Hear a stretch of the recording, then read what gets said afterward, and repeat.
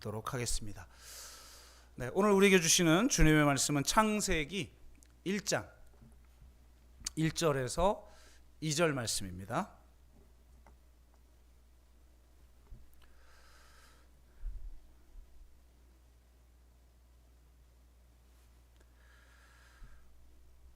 네, 창세기 찾는 건 어렵지 않으시죠? 네, 창세기는 구약 성경에 있습니다. 네, 지금 신약을 뒤지시는 분들은 회개하시고 자, 첫 번째 책 창세기 1장 1절, 2절, 2절 같이 읽겠습니다.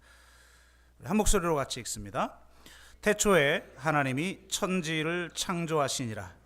땅이 혼돈하고 공허하며 흑암이 깊음 위에 있고 하나님의 영은 수면 위에 운행하시니라. 아멘.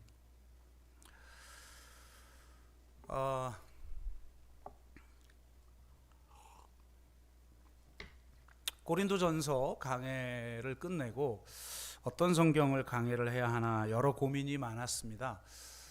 저 개인적으로는 사도행전을 좀 하고 싶었어요. 이 코로나19 이후 완전히 달라진 이 세상에서 교회가 어떻게 해야 할까에 대한 고민을 이 교회의 역사를 통해 되짚어 보기를 원하는 마음이 개인적으로 있었는데요. 어떤 성경을 좀 새롭게 준비하다 보면 제가 아주 과도하게 준비하는 경향이 있지 않습니까? 또 많은 정보를 또 소개하게 되고 아무래도 이 코로나19라고 하는 것이 워낙 이 문명사적 전환이라는 도전을 우리에게 주고 있기 때문에 사도행전을 지금의 현실에 맞추며 말씀을 준비하다 보면 매우 복잡하고 좀 어려운 그런 설교가 될 소지가 있다는 생각이 들었어요. 그런 말씀을 전할 많이 제가 전하지만 지금 이 코로나19 팬데믹이 끝나고 일상이 회복되는 이 시점하고는 좀 맞지 않지 않느냐 이런 생각들을 많이 하게 되면서 조금은 좀 이렇게 조금은 무난하고 좀 편안하게 말씀을 좀 접할 수 있는 게 뭐가 있을까 하면은 뭐 가장 먼저 떠오르는 게 여러분 뭐겠어요? 창세기겠죠. 가장 많이 알려졌고 또 개인의 이야기, 가족의 이야기이기 때문에 매우 무난한 메시지가 우리들에게 던져지기도 하고 그렇습니다. 그래서 제가 고민하다가 한 8년 전에 한번 이 창세기를 좀 다루긴 하였지만 지금에 맞게 또 이렇게 좀 새로 준비하면서 준비를 하는 게 좋지 않겠나 하는 생각들을 해보게 됐습니다. 그리고 아브라함과 야곱과 요셉의 이야기는 누구나 좀 잘 알고 또 매우 무난한 그런 내용들이기 때문에 이 말씀을 좀 나누면서 우리가 이 일상을 회복하고 연착륙을 하면 좋겠다 이런 생각을 하였습니다. 하지만 이 전체 성경을 이해하는 가장 기초적인 틀이 1장에서 11장 즉 그 원역사라고 알려진 부분이고 12장 이후에 나온 아브라함 이후의 인생이나 이런 거하고는 장르가 완전히 다르죠. 용어가 거의 뭐 고대 근동의 신화나 또 그리스 로마 신화를 마치 읽는 것 같은 그런 용어들로 전혀 다른 장르로 이 성경 전체의 틀을 압축해서 보여주고 있기 때문에 이 초반부에서는 약간은 좀 심도 있는 이런 이야기도 좀 다루게 될 것 같아요. 그래서 앞으로 한두 번 정도는 약간 어려운 이야기를 좀 드리는 점 양해를 해주시고 그 외에는 우리가 조금은 은혜스럽게 말씀을 좀 나누게 되지 않을까 이런 생각이 듭니다. 오늘은 특별히 창세기 1, 2장 성경 전체의 서두이기도 하고 이 창세기의 서두이기도 한 1, 2절 말씀을 통해서 과연 우리가 특히 이 1장에서 11장에 해당하는 초반부와 또 성경을 대하는 관점, 태도 이런 걸 먼저 좀 정립해야 되겠다 이런 생각을 하게 되었어요. 그래서 이 말씀을 통해서 우리에게 주신 놀라운 은혜와 이 하나님의 위대한 목적들을 다시 한번 묵상하는 그런 시간이 되기를 주의 이름으로 축복합니다. 자, 가장 첫 번째 절은 1장 1절입니다. 태초에 하나님이 천지를 창조하시니라. 네, 기독교의 가장 위대한 선언이죠. 하나님이 창조하실 때, 그러니까 시간과 공간이 비로소 생겨났다. 성경은 이렇게 선포를 하고 있어요. 시공간이 처음 생겨났는데 시간적 차원을 드러내는 단어는 태초에예요. 창세기 제목이 나온 구절이죠. 네. 히브리어로는 뿌레슈트이지만 헬라어로는 제네시스, 그래서 차 이름도 있지만 제네시스인데, 사실 이 단어를 우리가 이 인간의 이성으로 이해하는 것은 굉장히 어렵습니다. 어떤 분은 이런 문제 제기를 해요. 나름 좀 철학적인 분들이겠죠. 그럼 창조 이전에는 신은 영원하잖아요. 그죠? 이 우주 있고 없고를 떠나서 영원한 존재, 초월적 존재니까, 그러면 태초 이전에 하나님은 도대체 어디에 계셨고 무엇을 하고 계셨냐, 이렇게 질문을 하는 사람들이 있어요. 네. 뭐 하고 계셨을까요? 네. 근데 이 질문을 가만히 보면 질문에 모순이 있죠. 태초 이전에는 하나님은 어디에 계시는가 그러는데, 이전이라는 개념 자체가 시간의 개념이죠. 아니, 그런데 태초에 의해서 시간이 비로소 생겨난 거예요. 그러니까 태초 이전이라는 거는 개념적 모순을 가지고 있는 거죠. 불가능한 거예요. 이전 이후 자체가 시간의 개념인데 태초 이후에 비로소 시간이라는 개념이 생겨난 거니까 태초 이전이라는 것은 개념 자체가 불가능하다라는 것입니다. 현재 존재하는 시간도 우리가 잘 이해할 수가 없죠. 여러분, 아인슈타인의 상대성 이론이나 혹은 양자 물리학, 카오스 이론 이런 공부 좀 해보셨잖아요. 도대체 뭔 소린지. 인터스텔라 영화 보셨어요? 네. 그런 영화가 여러분 이해됩니까? 어느 행성에 갔다 왔더니 우주선에 있는 동료가 나이가 들어서 늙어 있잖아요. 무릉도원 같은 이런 이야기. 그러니까 현재의 시간, 양자 물리학 같은 걸 보면은 이게 시간이 꼬여요. 시간이 꼬이고 공간도 어느 물질이, 그러니까 이게 양자가 두 개를 충돌시켜서 이게 깨지는 순간 그 파편이 갑자기 공간에서 사라졌다가 일정 궤적 이후에 갑자기 나타나거나 이런 일이 있어요. 그러니까 존재가 없어지다가 존재가 다시 생겨나기도 하는 이런 것들이 양자 영역에서 일어나거든요. 그러니까 이게 시간이라는 게 도대체 시공간이라는 게 도대체 뭔가 이거 어렵죠. 그러니까 지금 일어나는 시간도 우리가 이해하기 어려운데 태초 이전 우리 인간의 이성으로는 이해하기가 어렵다. 공간도 마찬가지죠. 무에서 유를 창조했다고 그러는데 여기서 무는 없는 게 아니잖아요. 없는 것에서 있는 걸 창조한 게 아니잖아요. 없는 것도 있는 거죠. 있는 게 없는 거니까 뭔 소리인지. 그러니까 없다는 것도 공간 개념 아니에요. 네. 근데 없는 것이라는 공간도 태초에 생겨난 거잖아요. 그러니까 태초 이전에 하나님은 어디 계셨냐라고 하는 그 어디라고 하는 말도 말이 안 되는 것이고, 없음에서 무에서 유를 창조했다고 그러는데 그 무도 우리가 이해할 수가 없어요. 없음과 있음 자체의 부재? 이게 이해가 돼요? 절대적 무인 거죠. 상대적 무가 아니라 절대적 무에서 창조했다고 그러는데 이 절대적 무를 여러분은 이해할 수가 있나요? 이해가 안 되죠. 그리고 지금의 우주, 그럼 무도 이해 안 될 뿐만 아니라 유도 이해가 안 돼요. 지금 우리는 이렇게 좁은 세상에 사니까 우리 있어, 여기 있어, 우리 존재하잖아 이렇게 이야기하는데, 요즘 스케일을 크게 한번 생각해 봅시다. 창세기는 스케일의 말씀이니까 우주라는 게 유한해요, 무한해요? 네? 봤어요? 자, 무한하면 경계가 없는 거죠. 끝이 없는 거니까 경계가 없는 것이고, 유한하면 끝이 있으니까 경계가 있는 거죠. 그런데 과학자들에 의해서 지금 밝혀진 게 우주는 유한한데 무경계해요. 벌써 지금 머리에 쥐날라고 그러죠. 뭔 소린지. 아니, 유한하면 유한하고 무한하면 무한하고 경계가 있으면 있고 없으면 없는 거지. 유한한데 경계가 없다? 한마디로 말하면 우주는 안과 밖에 없는 거예요. 우리는 하나님이 우주 밖에 초월해 계셔요 막 이런 말 하죠. 그건 무식한 소리예요. 우주 밖이 존재하지 않는데? 안과 밖이 똑같아요. 그게 뭐죠? 2차원으로 말하면 메비우스 띠 같은 거고, 3차원으로 말하면 클라인병이라는 거. 여러분, 안과 밖이 똑같은 병. 그래서 물을 담을 수 없는 병. 이게 클라인병 아닙니까? 그거 같다는 거예요. 근데 그게 뭐냔 말이에요 도대체.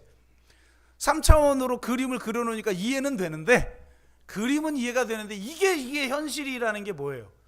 이게 이해가 안 되죠. 그러니까 무도 이해가 안 되고 유도 이해가 안 되는데, 아인슈타인도 자기가 한 말을 잘 이해 못할걸요. 그러니 이 창세기 1장의 이 어마어마한 선언 앞에서 우리는 우리의 이성을 작동시킬 것이 아니라, 이 어마어마한 선언 앞에서 우리는 경이로움을 가지고 하나님을 경외할 수밖에 없다는 거예요. 그래서 이성으로 하나님을 알 수 있는 게 아니라 경이로움과 경외로, 그러니까 즉 예배하는 인간, 하나님을 사랑하는 인간만 신을 이해할 수가 있는 거예요. 뭔 소린지. 그러니까 정말 태초에 하나님이 천지를 창조하셨다라는 말의 의미가 옛날에는 몰랐죠. 옛날에는 그냥 우리가 사는 동네가 세상 끝이라고 생각했으니까. 근데 이제 과학이 발달하면서 이 천체 물리학이 발달하면서 우리의 사고의 스케일이 이제 달라졌단 말이에요. 그러니까 이게 창세기의 말씀이 이게 얼마나 어마어마한 이야기인가. 천지를 창조했다는 말이 우리 동네 조금 그냥 창조한, 내 눈에 보이는 이런 걸 창조한 게 아니라 어마어마한 이야기라는 거예요. 우리가 믿는 신이 어떤 존재인지를 알아야죠. 최근에 장안의 화제가, 제가 지난주에 그 얘기했죠. 나의 해방일지라고. 현대 트렌드를 정확하게 드러내고 있는 거라고 하면서 소개를 좀 드렸는데, 아이고, 제가 요즘 페이스북 활동은 안 하지만 가끔 들어가서 보는데, 막 목사들이 막 이 드라마 본 얘기를 그냥 곳곳에서 올리는 거예요. 11화에서 그 여자 주인공이 그런 얘기를 해요. 나 어렸을 때 나도 주일학교 교회를 다닌 적이 있다. 그런데 내가 정말 이해 안 되는 건, 같이 주일학교 다녔던 애들이 하나님 신하에게 기도를 하는데, 나 건강하게 해주세요, 예쁘게 해주세요, 공부 잘하게 해주세요, 이런 걸로 기도하더라. 신에게, 신인데 신의 스케일을 생각해 보세요. 천지를 창조하셨다니까요, 여러분. 근데 내 엄마에게, 내 부모에게, 혹은 약간 실력 있고 권력 있는, 요즘 돈 있고 권력 있으면 애들 스펙 마음대로 만들어내잖아요. 그런 사람에게 말하는 게 아니라 이 천지를 창조했다라는, 소위 말하는 절대자라는 신인데 기껏 우리가 기도한다는 게, 나 예뻐지게 해주세요, 건강하게 해주세요, 공부 잘하게 해주세요라고. 나는 그게 너무 이해가 안 되고 당혹스러웠다. 그 주인공이 하는 말이에요. 나는 신에게 도리어 이걸 묻고 싶었다. 나는 누구인가? 나는 어디에 있는가? 나는 왜 존재하는가? 벌써 수준이 다르지 않아요? 일반 드라마가. 그러면서 여러 이야기를 하는데, 제가 드라마 소개하는 시간은 아니니까 마지막 마무리를 뭐라고 하냐면, 죽어서 가는 천국 나에겐 필요 없다. 지금 여기에서 나는 천국을 누리고 싶다. 아니, 지금 여기가 천국이 아닌 사람이 죽어서 천국 갈 수 있을까요? 그러니까 신인데 마치 나보다 조금 힘있고 나보다 조금 부자인 사람에게 부탁해도 되는 일 같은 것만 구하고 있다고? 구할 수 있죠. 그러나 진짜 우리가 신 앞에 선 존재로서 무엇을 알아야 되는가, 이걸 드라마가 문제 제기하고 있다. 왜 목사들이 은혜 받아가지고 페이스북에 막 올리고 있더라고요. 신인데 신 취급을 좀 하란 말이에요. 절대자 하나님, 천지를 창조하신 하나님의 스케일, 이를 우리는 창세기를 통해서 목도하고 있는데, 지금 우리들이 믿고 있는 신은 그냥 가정신 아닙니까? 내 인생 좀 위로해주고 좀 도움을 주는 그런 신 아니에요? 작은 신이 돼버렸어요. 어쩌면 신들이 돼버린 거죠. 우상이 되어버린 거예요. 정말 창세기를 통해서 우리는 하나님의 스케일을 다시 한번 확인하고, 우리가 믿는 진짜 신이 누구인가, 그래서 그 신을 믿는 나는 도대체 누구이고, 나는 어디에 있고, 나는 무엇을 위해 존재하는가, 정말 이것들을 다시 한번 확인하는 시간들이 되기를 주의 이름으로 축복합니다.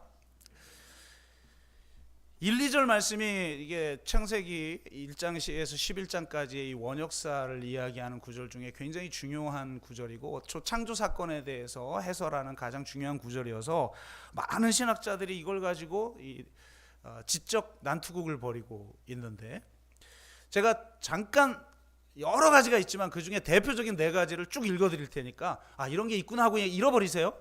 잊어버리세요. 그러나 이거 좀 알아야겠는데 하면 다시 동영상 확인하셔서 뭐 필기를 하시든 하시고. 첫째는 제목설이에요. 1, 2절이 이게 왜 이런 논쟁이 필요하냐면, 첫째 날에부터 창조가 이루어지잖아요. 빛이 있으라 그래, 빛이 있고. 근데 창조 전에 혼돈과 뭐 공허함과 혼돈 이런 게 있단 말이죠. 이게 도대체 이걸 어떻게 해석해야 되지? 이게 이해가 안 되는 거죠. 그래서 1, 2절 전체가 하나의 제목이다. 그리고 창조는 3절부터 일어난 거다. 그러니까 혼돈하고 공허, 이건 그냥 제목의 하나다, 이렇게 본 거죠. 두 번째, 연계설인데 문법적 해설이에요. 1, 2절을 사이에 접속사 그리고가 있기 때문에 이거는 하나로 이해해야 된다. 그러니까 무슨 말이냐면, 하나님이 천지를 창조하시던 그때에 땅이 혼돈하고 공허하며 흑암이 깊음 위에 있고, 이렇게 해석할 수도 있어요. 문법적으로는 이게 맞아요. 그런데 이렇게 말하면 무에서 유 창조가 아니죠.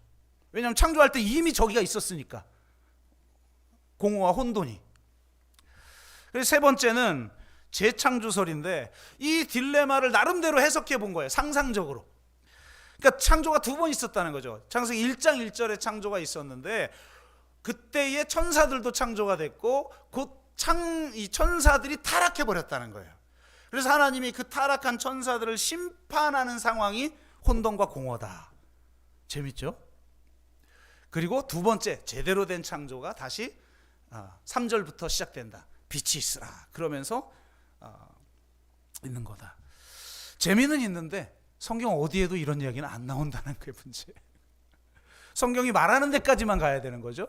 네 번째, 이게 이제 가장 지금 합리적인 해석으로 받아들여지고 있는데요. 1, 2절 사이에 엄청나게 간격이론이라고 합니다. 긴 시간이 있다. 그러니까 지금 여러분 물리학에 의해서 밝혀진 이 역사가 길잖아요. 어떤 사람은 950억 년 정도, 어떤 사람은 한 140억 년 정도의 이 역사를, 지구의 역사를 보는데, 이 긴 시간이 필요한 거잖아요. 지금 6일 만에 한순간에 딱 태어났대. 천지가 창조된 것처럼 보이지만 물리학에 의하면 아니잖아요. 그러니까 이 1, 2절 사이에 엄청나게 긴 시간이 필요했다. 간격이론이라고 합니다. 그러니까 창조과학을 주장하는 두 부류의 사람이 있는데, 젊은지구론, 그러니까 성경을 문자적으로 이해하는 거예요. 문자적으로 이해해보면 인류의 역사, 지구의 역사는 6,000년이죠. 이걸 아직도 주장하는 사람들이 있어요. 근데 오랜 지구론자가 있어요. 창조가 된 건 맞으나 시간이 지금 물리학이 밝혀낸 시간만큼 길다. 이 사람들이 바로 이 간격 이론을 만드는 거죠. 긴 시간이 1절과 2절 사이에 있다. 물리학적 시간 있는 거죠. 자, 여러분, 이 4가지 중에 어느 게 맞는 것 같아요?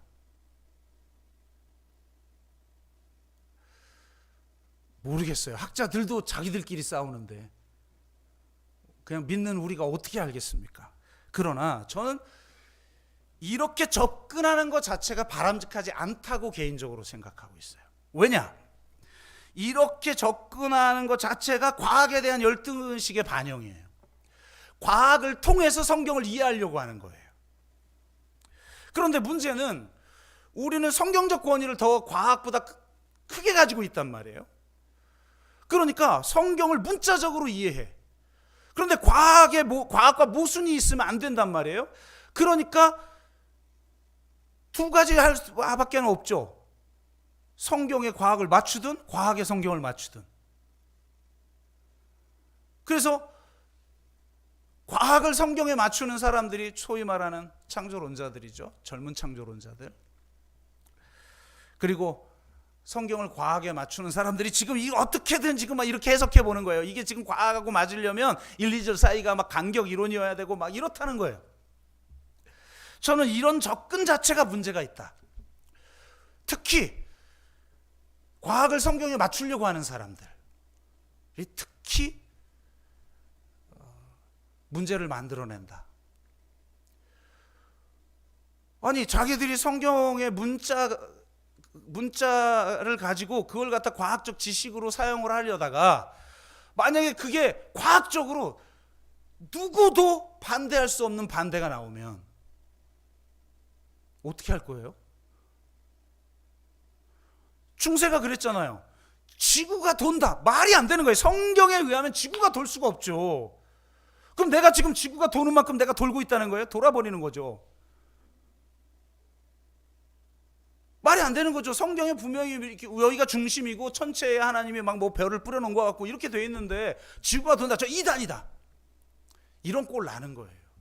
그때는 교회 권위가 있었으니까 이단이다 그러니까 그냥 알았습니다 그러고 그러나 돌아서면서 뭐 지구는 돈다 이랬다고 뭐 말했다는데 지금은 교회 권위도 없으니 결국은 어떻게 되는 거예요? 그 권위에 굴복해가지고 뒤돌아서 지구는 그래도 돕니다 이렇게 지금 천체 물리학이나 생물학이 만들어낸 게 진리입니다 뭐 이렇게 뒤돌아서 말할 수 있는 게 아니라 대놓고 그러면 성경이 틀렸네. 그러니까 결국은 문자적으로 성경을 이해하면서 성경의 문자에 과학을 굴복시키려고 하다가 결국은 진리의 말씀까지 사람들이 내버리게 만드는 일을 한국교회가 하고 있다.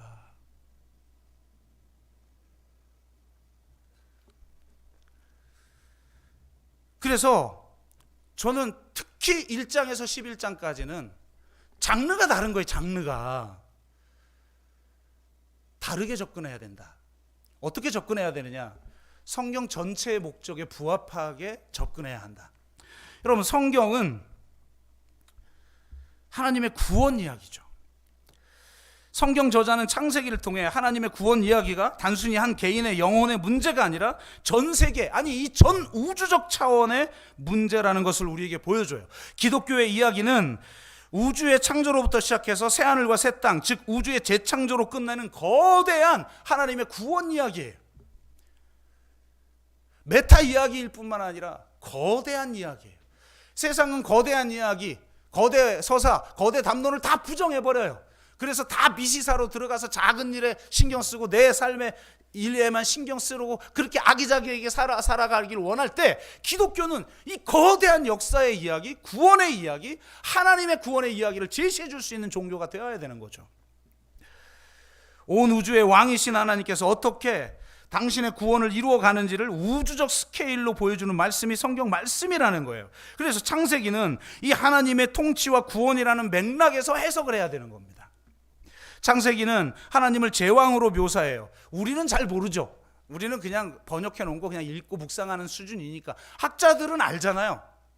학자들에 의하면 이 창세기 말씀은 제왕적 은유로 가득 차고 있다는 거예요. 창조 행위 속에서 하나님은 온 우주의 왕이시며 통치자라는 걸 보여주고 하나님의 창조 명령은 제왕적 포고령과 칙령 형식을 띠고 있다는 겁니다. 그리고 그대로 실행했다는 실행 보고서, 그리고 그 피조물의 존재는 제왕적 칙령에 대한 복종적 반응을 보여주며 그 다음에 나오는 것이 바로 보기에 참 좋았다는 평가 보고, 그러니까 고대 근동의 이 제왕적 칙령의 형식을 그대로 따라하고 있다는 거예요. 그러니까 하나님이 왕이시라는 거죠. 온 우주의 왕으로서 지금 통치 행위를 하고 계신다. 칙령을 선포하고 있는 거죠. 창세기는 출애굽을 경험한 공동체에게 하나님은 누구이며 이 세상의 의미는 무엇이며 구원이란 무엇인지를 보여주기 위해 우주의 기원까지 거슬러 올라갑니다. 출애굽의 구원 사건이 한 민족의 구원을 의미하는 것이 아니라 전 우주의 왕이신 여호와 하나님의 제왕적 통치의 회복이라는 차원을 보여주기 위해 쓴 책이라는 거예요. 좀 어렵죠? 한두 번은 좀 어려운 얘기 좀 할게요. 그래서 이를 통해 출애굽을 경험한 이스라엘은 노예를 포함하여 모든 인간 존재의 위대함을 깨닫게 되고 자신들이 전 우주의 회복이라는 구원 목적을 위해 해방되었음을 깨닫게 되는 거예요. 그러니까 내가 창세기를 읽는 순간 우리의 사고의 스케일이 달라져야 된다는 거예요. 나에게 주어진 일상을 살아내지만 내 일상의 가치가 창세기라는 스케일로 보여져야 돼요. 성경의 의미를 깊이 들여다보기 위해선 당대의 문화와 언어를 살필 필요성이 있어요. 이 창세기가 쓰여질 당시의 사람들이 창세기를 읽었을 때 그게 어떤 의미인가로 이해를 해야지, 지금 과학의 시대인 지금 현대인의 시각으로 창세기를 바라보고 이게 틀렸다느니 아니면 이걸 또 과학적으로 억지로 막 뜯어 맞추려고 하는 것 자체가 너무 우스운 거예요. 창세기는 진공 상태에서 나타난 문서가 아니라 당대의 시대적 산물이기도 해요. 창세기의 이야기는 메소포타미아 문명의 다양한 신화들과 매우 유사하죠. 물론 인간이 자신의 경험을 투사하여 만든 신화라는 건 뭐냐면 인간의 어떤 모순적 경험들, 그것들을 투사해서 각 지역마다 다양한 신화들을 만들어내는 거죠.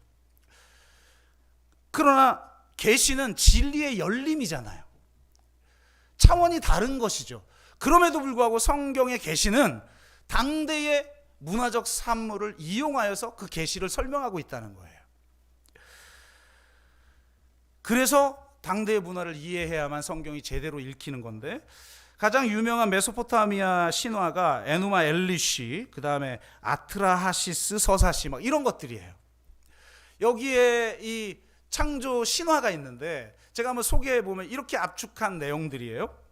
바벨론의 민족 신인 마두룩이 큰 바다를 뜻하는 티아맛과의 싸움에서 승리를 해요. 이 천상의 전쟁에서 이긴 마두룩은 반역자 티아맛의 시체로 우주와 천지를 창조해요. 그리고 티아맛의 배우자인 킹구를 죽여 그의 피로 아담을 만들어요. 그리고 신들의 노역을 그 인간에게 부역시킵니다. 그런데 이 인간들이 점점 세력을 얻게 되자 신들을 심란하게 만듭니다. 그래서 신들이 인류를 박멸하기 위해 질병을 보내고 기근을 보내는데, 인간이 이것을 달래기 위해서, 신을 달래기 위해서 성전을 건축하고 음식을 제공해요. 그래도 성이 안 차자 이 엘릴과 아누라고 하는 신이, 우리식으로 보면 악한 신 정도 되겠죠. 아누는 거대한 홍수를 내려요. 그런데 이 선한 신에 해당한다라고 할 수 있는 엔키라고 하는 신이 아트라하시스에게 비밀리에 배를 만들어 멸망을 피하라고 지시해줘요. 그래서 7일 밤낮으로 홍수가 있은 후 인간은 땅에 내리자마자 신을 달래기 위해 희생제사를 드립니다. 어디서 많이 듣던 것 같지 않아요? 성경이 만들어지기 이전에 존재했었던 고대 근동의 신화에 나오는 이야기들이에요. 그런데 이 고대 근동의 신화에는 공통점이 있어요. 이게 정말 중요한 겁니다. 약간 좀 어려운 얘기가 되지만, 고대 근동의 신화들, 이쪽 지역만이 아니에요. 신화를 연구한 인류학자들에 의하면 모든 신화가 그래요. 그래서 신화를 연구하던 사람, 악마가 하늘에서 떨어지는 걸 보았다라는 책을 쓴 사람이 신화 연구하다가 기독교로 전향을 하잖아요. 결정적 차이점을 발견하고, 신들의 싸움이 존재해요. 먼저 모든 신화들은 신들의 싸움이 있고 그 결과로 천지가 창조되어져요. 무슨 말이냐면 폭력이 창조보다 앞선다는 거예요. 구속적 폭력을 인정한다는 거예요, 신화들이. 그리고 반역자 신의 피로 인간을 창조합니다. 이로 인해서 인간은 본질적으로 반역성과 죄성을 가진 존재죠. 그러니까 이렇게 규정을 해야, 이런 존재들이니까 인간은 반역을 못하도록 권력으로 다스려야 되는 거죠. 억압해야 되고 다스려야 되는 거예요. 그리고 인간은 신의 노역을 위해서, 신 대신 노동하기 위해서 창조된 노예들에 불과해요. 한마디로 말하면 이 하류 인생들은 희생양들이죠. 폭력의 희생양들. 그리고 여기에서 벗어난 존재들이 있는데 오직 최고신을 모시며 신의 형상대로 창조된, 그러니까 오직 이 당시 고대 근동에는 신의 형상대로 창조됐다라고 일컬어지는 존재는 왕족밖에 없었어요. 그러니까 그 왕족만이 여기서 벗어날 수 있는 거죠. 그러니까 이런 신화를 믿는다면 내가 지금 불행하게 살고 난 하류 인생의 노예예요. 그럼 내가 신의 저주를 받아서 이렇게 사는 거구나 하고 그렇게 살아야 되는 거고, 왕족들은 거기서부터 벗어난 신의 형상대로 창조된 특별한 존재니까 그들은 계속 그렇게 살아야 되는 거예요. 그러니까 이 신화의 가장 중요한 역할은 뭐냐? 현실 체제를 유지하는 거예요. 현실 기득권 체제를 정당화하기 위해서 만들어진 것이 신화죠. 신화는 애굽이나 바벨론이나 헬라나 로마 같은 대제국을 정당화하는 지배 이데올로기의 역할을 해왔다는 거예요. 그런데 성경은, 이런 성경이 일어날 수 있는 것은 애굽의 대제국에서 노예로 있다가 탈출한 히브리 민족에게 주신 계시이니까 이런 게 가능하겠죠. 창세기는 이런 신화를 깨트려 버려요. 창세기는 오직 하나님께서 이 모든 것을 창조하셨다는 거예요. 당시의 신적 속성을 가진 모든 존재들이 피조물에 불과하다고 선언해요. 여러분, 오늘 우리가 함께 읽은 2절의 구절들이 다 이런 거예요. 혼돈, 태후, 공허, 모후, 기품, 태훔, 티아맛. 아까 에누마 엘리시에 나오는 패배한 신의 이름이죠.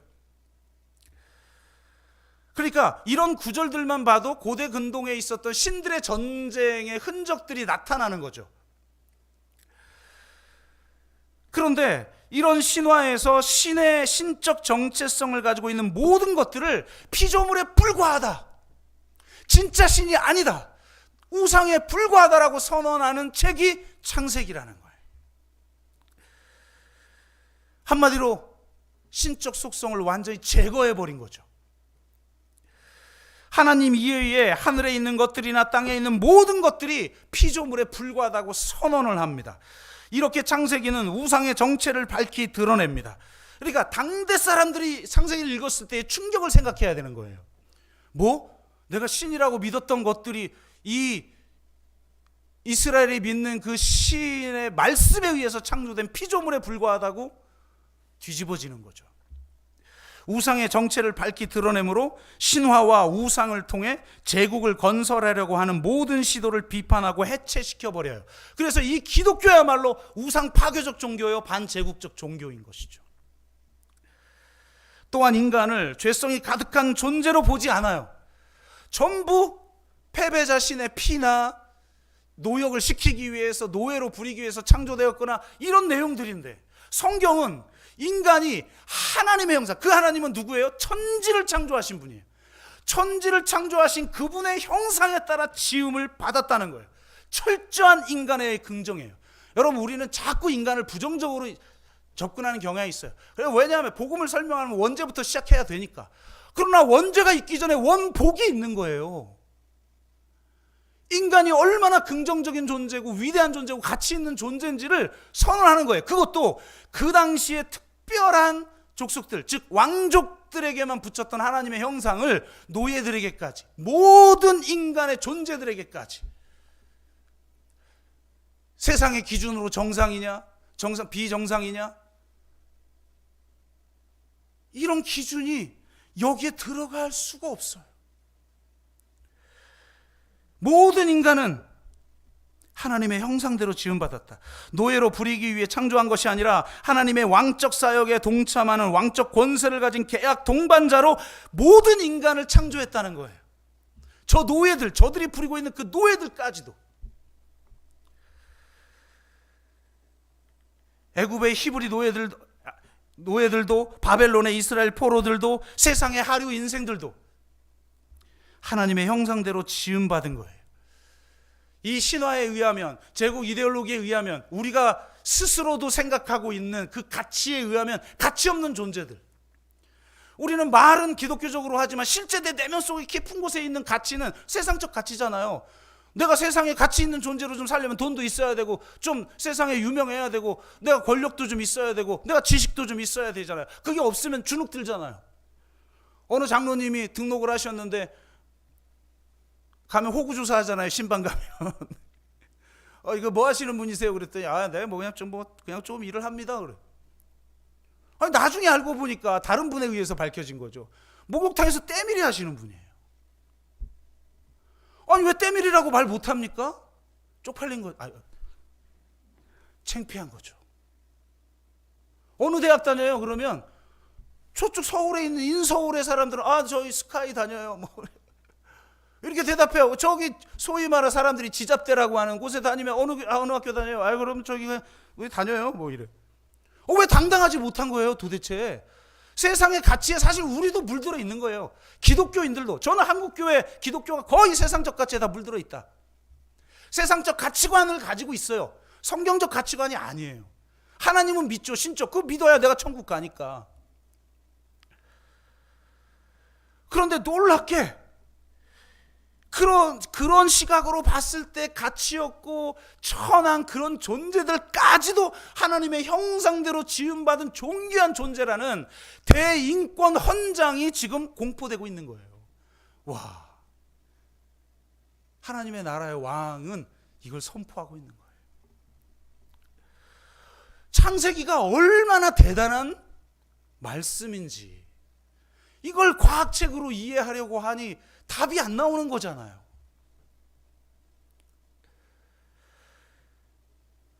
여러분, 이 우주가 참 진짜 놀라운데 우주의 크기가 어느 정도인지 알아요? 과학자들에 의하면 이건 관측 가능한, 그러니까 과학적 사고로 관측이 가능하다라고 믿어지는, 이게 무슨 말인지 우리 잘 모르겠죠.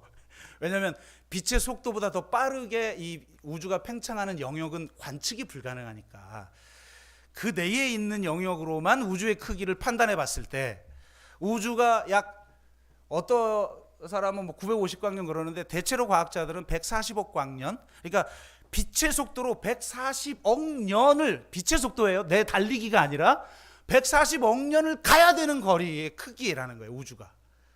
이게 지금 실감이 안 나죠? 지구와 태양 거리가 1.5억 킬로미터여서 빛의 속도로 8분 20초 걸려요. 여러분, 태양까지 가더라도 8분 20초고 명왕성, 수금주와 목도천 해명할 때 명왕성이 5시간 걸려요. 빛의 속도로 5시간을 가야 되는 정도의 엄청난 크기예요, 태양계가. 그럼 우리가 속한 은하계에 이런 태양계가 몇 개가 있냐? 2천억 개. 점점 머리에 쥐가 날라고 그러죠? 이 태양계도 어마어마한데 빛의 속도로 5시간을 가야 된다고? 그런데 그런 태양계 같은 별이 2천억 개가 우리 은하계에 있어요. 우리 은하계가 직경한 12만 광년이라고 그러죠. 그리고 우리 우주에는 이런 은하계가 1,000억 개. 뭐 태양계가 2천억 개가 있는 게 은하계인데 그런 은하계가 이 우주에 1,000억 개가 있다고? 이게 지금 여러분 상상이 되는 거예요? 그럼 우리 은하하고 가장 가까운 은하, 여러분 많이 배우셨죠? 뭐죠? 안드로메다. 그 많이 들어봤잖아요. 안드로메다 은하. 이 우리가 속한 태양계가 속한 은하와 이 안드로메다 은하 이 사이가 약 240만 광년. 얼마나 많이 떨어져? 240만 년을 빛의 속도로 가야 그 안드로메다에 도착하는데, 우주의 스케일로 보면 이것도 너무 가까이 두 개가 붙어 있어서 중력이 서로를 끌어다려 지금 은하가 가까워지고 있대요. 그래서 20억 년 후에는 이 두 개가 충돌하면 이쪽 두 개의 은하도 사라져 버리는 거죠. 여러분, 스케일을 한번 생각해 보세요. 와, 하나님이 창조하신 우주. 그런데 이 어마어마한 우주가 왜 있는가? 이 어마어마한 우주에 지금 아직까지는 유일한 생명체가 지구의 생명체들이고 우리 인간이에요. 과학자들에 의하면 우리는 그냥 요만한 지구, 하나님이 천지를 야 지구 있어라 뿅 하면 뿅 있는, 이렇게 생각하니까 이게 천지를 창조하셨네 라고 생각하지, 물리학적 시간 140억 광년이 들어서 지금의 지구가 형성이 됐다고 한번 여러분 생각해 보세요. 그런 정도의 시간의 생명체가, 태양계 같은 태양계, 그리고 그 중에서도 정확하게 지구가 정확하게 딱 생명체가 있을 정도의 거리에 딱 떨어져 있고, 더군다나 지구가 자전을 정확하게 생명체가 살기 좋은 자전 속도로 돌고, 이 확률이 존재하려면, 물론 다른 우주에 또 다른 생명체가 있을 수도 있죠. 우리 나중에 진짜 뭐 문어처럼 생겼는데 막 우리한테 막 말 걸고 이런 우주인이 있을 수도 있겠죠. 뭐 있겠죠. 문어가 굉장히 똑똑하다며요. 그래서 외계인이라는 지금 속설이 있어요. 우주처럼 오징어처럼 생긴 막 우주인이 와가지고 우리한테 말 걸고 그럴 수도 있겠죠. 그런데 아직까지는 어쨌든 우리가 유일한 생명체인데, 과학자들에 의하면 이 생명체가 이런 생명체가 존재할 확률이 있기 위해서 이 어마어마한 우주가 존재한 거예요. 그러면 여러분 생각해 보세요. 나의 존재 가치를 한번 생각해 보라고요. 나의 해방일지에서 공부 잘하게 해주세요. 예뻐지게 해주세요. 몸매 건강해지게. 몸매가 건강해지는 건 뭐지? 이런 게 아니라 나는 누구인가? 나는 어디에 있는가? 나는 왜 있는가? 라는 질문을 가능하게 하는 게 창세기란 말이에요. 이 거대한 우주의 확률이 존재해야만 내 생명체라는 확률이 존재하는 거예요. 여러분 복권 사봤어요? 안 되는 줄 알면서 왜 사요? 살려면 다 되든지. 여러분 로또 복권을 샀는데 100개 중에 하나 당선되는 거예요. 그럼 그게 가치가 있어요? 로또 복권이 1억 개 중에 하나 당선되는 거, 그 1등 한 명, 그러니까 가치가 있고 그러니까 비싸죠. 마찬가지예요. 나의 존재라는 게 뭐 70, 80년 인생밖에 살지 않는 덧없는 것 같지만 우린 결코 덧없는 존재가 아니에요. 우리라는 생명의 존재, 더군다나 우리는 하나님의 형상대로 지음받은 존재예요. 그 존재가 있기 위해서 우주라는, 아까 설명했던 어마어마한 그 우주라는 게 필요했다라는 거예요. 내 존재의 가치는 우주의 가치예요. 천하보다 귀하다는 말을 괜히 하나님이 하는 게 아니란 말이에요. 이런 내가 왜 세상에 주눅들어 살아야 합니까? 왜 세상의 가치 기준을 가지고 내가 가치해서 내가 좀 더 높은 위치에 있으면 교만해지고, 또 낮은 위치에 있으면 내가 금방 부끄러워지고 수치에 사로잡혀 살아가고 자신을 내세우지 못하고, 왜 그렇게 살아갑니까? 그게 바로 제국적 질서에 이미 굴복한, 세상적 질서에 이미 굴복한, 세상의 가치에 이미 동화되어 버린 사람들이에요. 신앙과 실제 가치하고 분리된 사람들. 그런데 성경은 아무리 세상적 시각으로 바라봤을 때 별 존재 가치가 없는 것처럼 보이는 이 생명체를 향해, 그리고 우리 인간을 향해, 그가 장애인이든 약자든 소수자든 하나님의 형상대로 지음받은 존재라고 선언해주고 있어요. 그 존재를 내가 깨달을 때 우리가 그거에 걸맞는 삶을 살아가는 거예요. 내가 세상에서 규정하는 어떤 가치 있는 삶을 살아야 내가 가치 있는 존재가 되는 게 아니에요. 그건 영원히 멀었어요. 제가 서울대생들도 검사도 대기업 중역들도 상담 다 해봤어요. 상담해 보니까 그 안에 다 열등의식이 있더라고. 왜? 자기보다 높은 자는 항상 존재하거든. 자기보다 잘난 자는 항상 존재하고. 진짜 하나님의 가치, 우리가 창세기를 읽는다는 건 그런 가치에 규정되지 않는 나의 가치를 깨닫고 내가 그 가치에 걸맞게 살아가는 거예요. 가치 있게 살아야 가치 있는 존재가 되는 게 아니라, 우리가 가치 있는 존재이기 때문에 가치 있는 존재임을 알면 우리가 가치 있는 삶을 살아가게 되는 거예요. 뭘 그렇게 비교하고 그거 부러워하고, 승진 먼저 한 사람, 또 나보다 더 큰 집 산 사람, 나는 아직도 전세인데 누가 집 샀는데 10억이 올랐다는 걸 부러워하고, 기독교가 그 수준이니까 이게 이렇게 되는 거예요. 이게 지금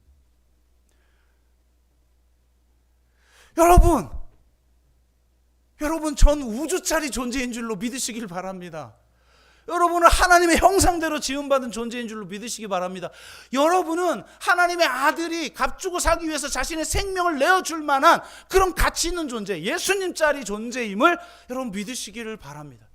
그리고 그렇기에 우리 존재에 걸맞게 이 하나님의 구원 역사에 동참하는 삶임을, 내 일상이 별 볼 일 없는 것처럼 보여도 내가 꽃에 물을 주는 것 하나, 내가 만나는 사람에게 사랑을 주는 것 하나, 이 고려인 난민 이게 돕는 행위 하나가 전 우주의 구원의 역사에 내가 동참하는 위대한 일을 행하고 있는 것임을 깨달아 정말 당당하게 살아가는 저와 여러분 되기를 주의 이름으로 축복합니다.